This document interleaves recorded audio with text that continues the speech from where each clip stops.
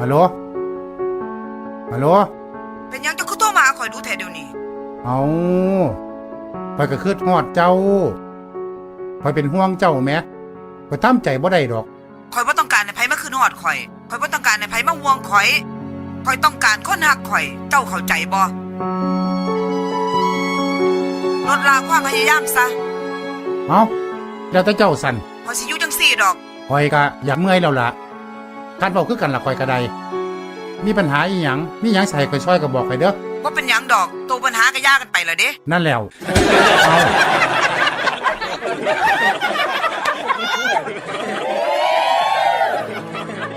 เจ้าฟังข่อยดีๆเด้อข้อยสิเว้าให้เจ้าฟังบาดนี้ว่ามาดูเจ้าฮู้บ่บ่ฮู้